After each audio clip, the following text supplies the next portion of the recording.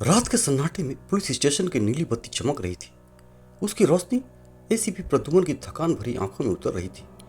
मेज पर एक फाइल खुली थी, लापता लोगों की एक लंबी सूची, लेकिन एक नाम उसे परेशान कर रहा था, अंजलि सिंह। पिछले 3 महीनों में शहर से 8 लोग अचानक गायब हो गए थे, बिना किसी निशान के। सबने उन्हें मौत के दरवाजे से गए हुए मान लिया था, एक ऐसा दरवाजा जहां से कोई कभी वापस नहीं लौटा। अंजलि, एक युवा पत्रकार, इस रहस्य को उजागर करने की कोशिश कर रही थी। उसकी आखिरी रिपोर्ट एक परित्यक्त हवेली के बारे में थी, जिसे स्थानीय लोग काली हवेली कहते थे। अफवाह थी कि हवेली आत्माओं और काले जादू का अड्डा है।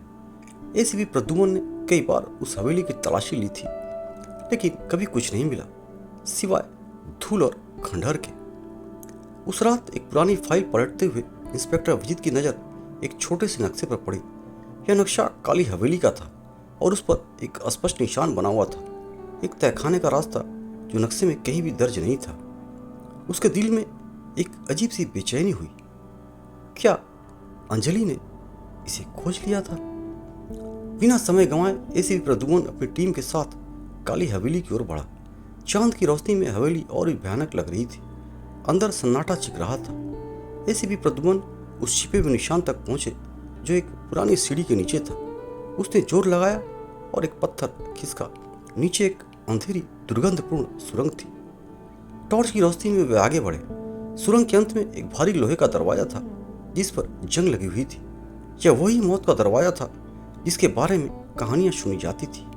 एसीपी प्रद्युम्न ने दरवाजे को धक्का दिया और एक भयानक चीख के साथ वह खुल गया।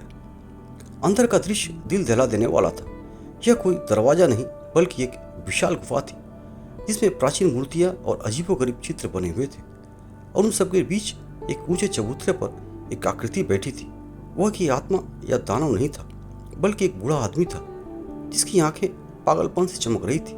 उसके चारों ओर उन लापता लोगों के शरीर पड़े हुए थे, जिसमें अंजलि भी थी। वह आदमी, जिसका नाम रविंद्र था, शहर का ही एक सनकी इतिहासकार था, जो प्राचीन अनुष्ठानों का बलि प्रथाओं पर शोध कर रहा था। उसने मौत के दरवाजे के पीछे एक ऐसा अनुष्ठान करने की कोशिश की थी जिससे उसे अमरत्व मिल सके। उसने इन निर्दोष लोगों को अपनी सनक का शिकार बनाया था। ऐसी प्रद्युम्न और उनकी टीम ने रविंद्र को तुरंत गिरफ्तार कर लिया। मौत का दरवाजा अब बंद हो चुका था, लेकिन उसकी भयावह यादें हमेशा ऐसी प्रद्युम्न के साथ रहेंगी। यह कहानी सिर्फ एक रहस्यमय जगह की नहीं, बल्कि उस अंधेरी सनक की थी जो इंसान के अंदर छिपी होती है, और जब वह बेकाबू हो जाता है तो कई जानें ले लेती है।